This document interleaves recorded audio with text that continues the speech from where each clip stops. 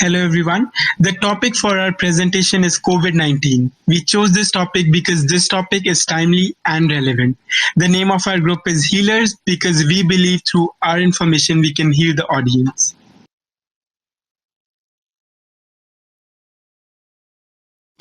So this project was brought into reality by the following member: Shirija Miyar, Manik Chakravardhan Donuru, myself Upkar Singh, Rajmishti Parvjan and Gurumalli. So what is coronavirus? Coronavirus is a deadly virus which was originated in China. This virus has led to pandemic all across the world. The symptoms include common cold and cough and fatigue.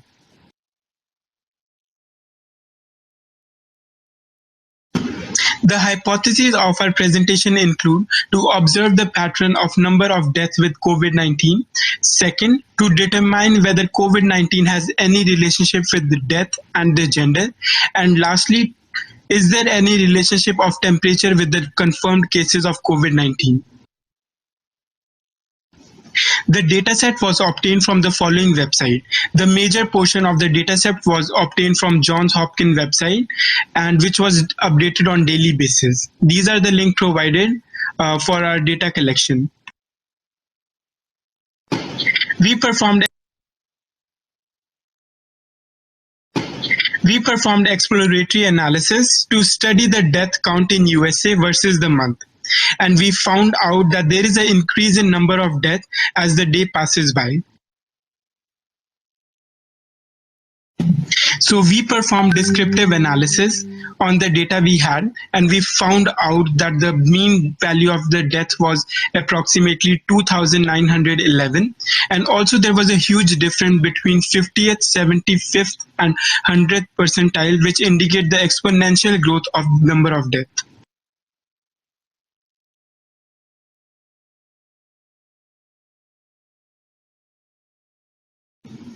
In this graph, we performed a predictive analysis using linear regression and predicted number of deaths for next 60 days. As you can see, it is exponentially increasing with the as time passes by.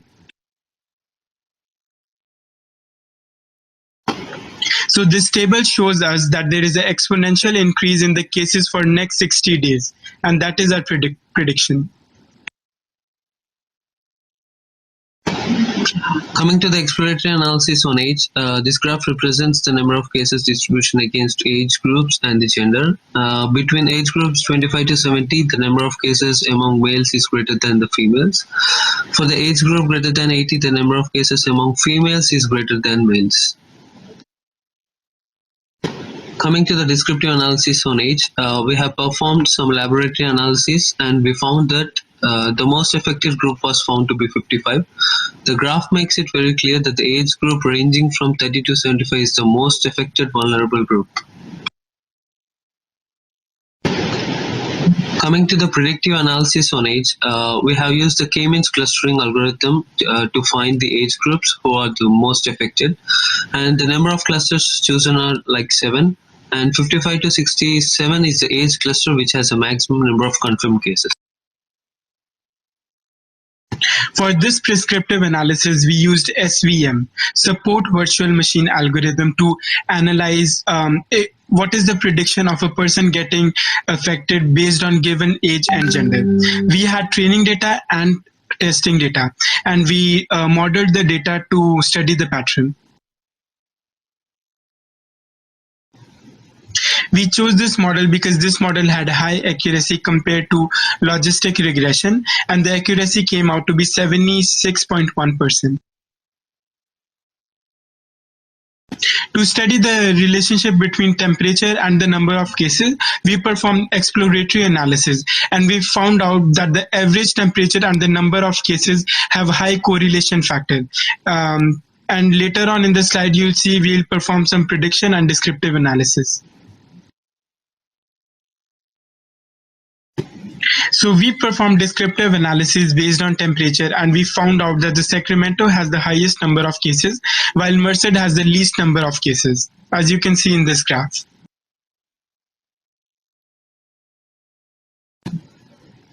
Below, this graph shows the relationship of average temperature with the new cases. Similar graphs were plotted for other counties as well, and we found out for Fresno, the mean value of the temperature was 59.1, while the mean value of new cases is 955, and its standard deviation came out to be 11.4.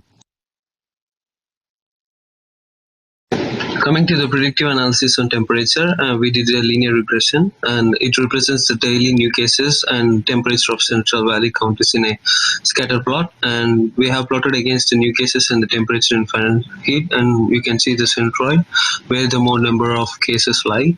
And the majority of the cases are concentrated in areas with temperature of 55 to 65 Fahrenheit. After analyzing the temperature relationship with the counties and number of cases, we came to this conclusion that temperature alone as a parameter cannot be effectively used to analyze the spread of COVID-19. We went over various series of steps which are involved here. First step was to explore dataset. Second one, to clean the dataset to get rid of the bogus information. Third step was to include the libraries like NumPy, Matplot, Pandas, etc. And fourth step, we implemented data structure algorithms like k-means clustering, logistic regression, support vector classifier, and linear regression, and many more. Fifth was to analyze and visualize the data to do some predictive, descriptive, exploratory, and descriptive analysis on the dataset. And later on, we came up with some meaningful prediction and the results. Coming to the conclusion part, we have analyzed the descriptively and predicted for the next 60 days using the linear regression curve fitting. And we have also found the correlation values of the matrices between the temperature distribution graphs were not consistent across all the counties. And the temperature as a standalone parameter cannot be effectively used for the COVID-19 cases.